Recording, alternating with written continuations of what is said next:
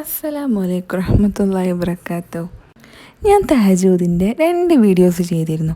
അപ്പോൾ അതിലൊക്കെ കൂടുതലും കമൻ്റ് ഉണ്ടായിരുന്നു, തഹജ്ജുദ് നമസ്കരിക്കാൻ നല്ല താല്പര്യമുണ്ട്, അല്ലെങ്കിൽ ആഗ്രഹമുണ്ട്, പക്ഷേ കഴിയുന്നില്ല, അതിന് എണീക്കാൻ പറ്റുന്നില്ല, ആ സമയത്ത് എണീക്കാൻ അങ്ങനെയൊക്കെ ഉറങ്ങിപ്പോകുന്നു, ആ സമയത്ത് എണീക്കാൻ പറ്റണില്ല എന്നൊക്കെ പറഞ്ഞിട്ട് കുറേ കമൻറ്റ് കണ്ടു ഞാൻ. അപ്പോൾ ഞാൻ വിചാരിച്ചു ഒരു തഹജ്ജുദ് പ്ലാനർ ഉണ്ടാക്കിയിട്ട് അത് ഞാൻ നിങ്ങൾക്ക് പറഞ്ഞു തരാമെന്ന് വിചാരിച്ചു.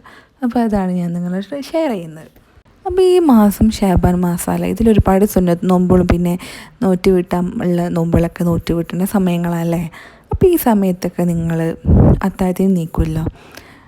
ഈ ഒരു ഷാബാൻ മാസത്തിൽ തന്നെ നമുക്ക് അതിനുള്ളൊരു കോച്ചിങ്, അല്ലെങ്കിൽ നമ്മൾ കോച്ച് ചെയ്യുക, അല്ലെങ്കിൽ അതിനുള്ള പ്രിപ്പറേഷന് നമുക്ക് തുടങ്ങാൻ പറ്റും.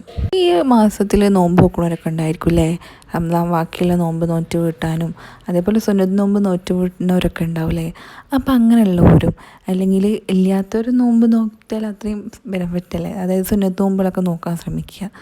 അപ്പോൾ അത്താഴത്തിന് എണീക്കുമല്ലേ നോമ്പ് നോക്കണമെങ്കിൽ നമ്മളെല്ലാവരും. അപ്പോൾ അത്താഴത്തിന് എണീക്കുന്ന സമയം എന്ന് പറയുന്നത് സുബൈൻ്റെ മുമ്പ് നമ്മൾ എണീക്കുമല്ലോ അല്ലേ. ആ ഒരു സമയത്ത് നിങ്ങൾ എന്ത് ചെയ്യുക, അങ്ങനെ ഭയങ്കര എനിക്ക് ആഗ്രഹമുണ്ട് എന്നുള്ളവർ, അല്ലെങ്കിൽ നിങ്ങൾ എന്ത് ബുദ്ധിമുട്ടുള്ളവരാണെങ്കിലും എന്തെങ്കിലും നിങ്ങൾക്കൊരു അച്ചീവ് ചെയ്യാനുള്ളത് ഉണ്ടാവുമല്ലോ, അതായത് കടം കൊണ്ട് ബുദ്ധിമുട്ടുന്നവരുണ്ടാവും, ശാരീരികമായിട്ട് മാനസികമായിട്ട് എല്ലാം കൊണ്ടും ബുദ്ധിമുട്ടുന്ന ആൾക്കാർക്ക് ഏറ്റവും നല്ല ഉത്തമമായ സമയമാണ് തഹജ്ജുദ് എന്ന് പറയുന്നത്. നമ്മൾ എന്ത് ആഗ്രഹങ്ങളും നമുക്ക് നേടിയെടുക്കാൻ പറ്റുന്ന ഒരു ടൈമാണ്. ആ സമയത്ത് നമ്മൾ എണീക്കാതെ കിടന്നുറങ്ങിപ്പോയി കഴിഞ്ഞാൽ അത് നമുക്ക് തന്നെയാണ് അതിൻ്റെ ഒരു എന്താ പറയുക ദൂഷ്യവശങ്ങളുള്ളത്. കാരണം വെച്ചാൽ നമ്മളെ അച്ചീവ്മെൻറ്റ്, ആഗ്രഹം നേടിയെടുക്കാൻ പറ്റാത്ത നമ്മൾ ആ സമയത്ത് ഉറങ്ങിപ്പോവുക, നമ്മൾ ശൈത്താൻ്റെ വലയിൽ പെട്ടു പോവുകയാണ്. അത് നമ്മൾ നോമ്പൊക്കാൻ വേണ്ടിയിട്ട് അത്താഴത്തിന് എണീക്കുന്ന സമയത്ത് ഫ്രഷ് ആയിട്ട് 2 റക്അത്ത് നമസ്കരിക്കുക.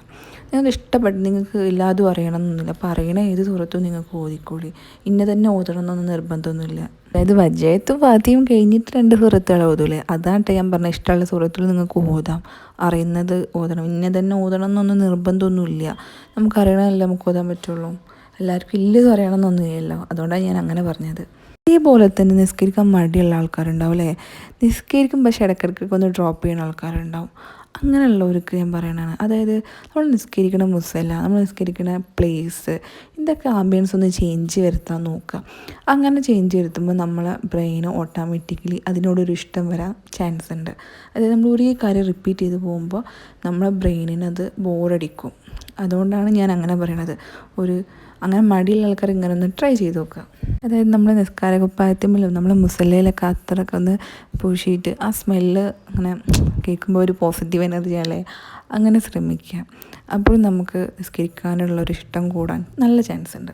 തഹജ്ജുദ് നിസ്കരിക്കണമെന്ന് ആഗ്രഹമുള്ളവർ ഈ ഒരു ഷാബാൻ മാസത്തിൽ തന്നെ സ്റ്റാർട്ട് ചെയ്യാൻ ശ്രമിക്കുക. റമദാൻ ആകുമ്പോൾ നിങ്ങൾ ഒരു പ്രോപ്പറായിട്ട് നിസ്കരിക്കാൻ പറ്റുന്ന ഒരാളായി മാറണം.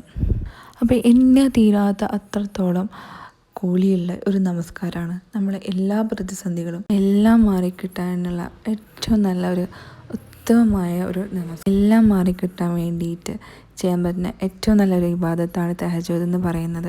അപ്പോൾ തഹജ്ജുദ് നിസ്കരിക്കാൻ താല്പര്യമുള്ളവർ അല്ലെങ്കിൽ ആഗ്രഹമുള്ളവർ ഇങ്ങനെ ഒരു ട്രിക്ക് ചെയ്ത് നോക്കുക.